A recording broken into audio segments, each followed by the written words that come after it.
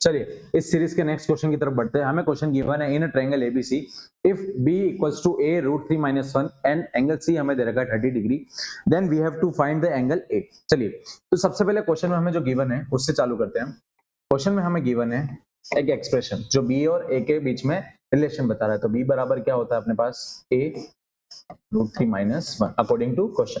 चलिए यहां से अगर मैं a by b की वैल्यू निकालूं तो ये हो जाएगी अपने पास a by b equals to 1/√3 - 1। Expression के अकॉर्डिंग हमने यहाँ पे इतना सोल्व कर लिया। अब यहाँ पे हम क्या करेंगे रैशनलाइजेशन। तो ये हो जाएगा अपने पास a by b equals to 1/√3 - 1। अब अपने को प्लस वाला फैक्टर न्यूमरेटर में और डिनोमिनेटर में मल्टीप्लाई करना पड़ेगा। तो ये आ जाएगा √3 + 1, यहाँ आ जाएगा √3 + 1।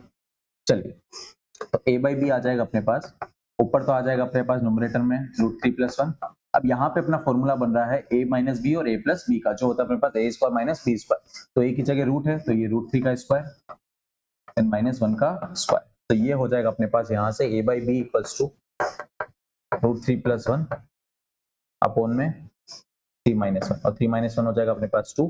तो a by b बराबर हो जाएगा √3 + 1 डिवाइड बाय 2। चलिए अब आगे बढ़ करते हैं। अब अपने को देख के ही लग रहा है कि a by b मतलब कहीं ना कहीं यहाँ पे साइन रूल अप्लाई किया है, क्योंकि अपने को पूछा भी एंगल गया है और हमें साइड्स के बीच में रिलेशन दे रखा है। तो हम बेसिक रूल अपनाएंगे जो है अपना साइन रूल।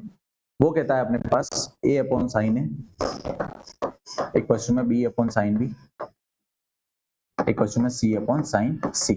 अब हमें सिर्फ a और b के बारे में पता है तो मैं a और b पे ही फोकस करूंगा। अगर मैं यहाँ से a by b की वैल्यू निकालना चाहूँ तो वो आ जाएगी अपने पास sin a अपॉन में sin b। चलिए अब यहाँ पे बात करूँ तो a by b की वैल्यू कितनी है, √3 + 1 अपॉन में 2 sin a और sin b। चलिए तो यहाँ से अगर मैं b निकाल देता हूँ, क्योंकि c तो मुझे ऑलरेडी गिवन है क्वेश्चन में, c बराबर कितना दे रखा है 30 डिग्री। अगर मैं यहाँ से b निकाल देता हूँ तो मुझे a निकालना है, और हमें पता है कि किसी भी ट्रायंगल में तीनों एंगल्स का सम कितना होता है 180 डिग्री। अगर यहाँ से मैं कैसे भी करके b निकाल देता हूँ तो c तो ऑलरेडी गिवन है तो b की वैल्यू भी रख देंगे, a ऑटोमेटिक आ जाएगा। चलिए अब बात करते हैं यहाँ पर। अब ना तो साइन के अंदर 2 आता है, ना साइन में अपने को ये पता है कि √3 + 1 कहाँ पे आता है। तो यहाँ पे हम क्या करेंगे 2√2 का दोनों तरफ क्या करेंगे डिवाइड करेंगे, न्यूमरेटर में भी और डिनोमिनेटर में। तो न्यूमरेटर में डिवाइड किया 2√2 का और डिनोमिनेटर में भी करेंगे 2√2 का, और बराबर में चल रहा है sin a और में sin b। चलिए तो ये फैक्टर तो पूरा अलग हो गया और ये फैक्टर पूरा अलग हो गया।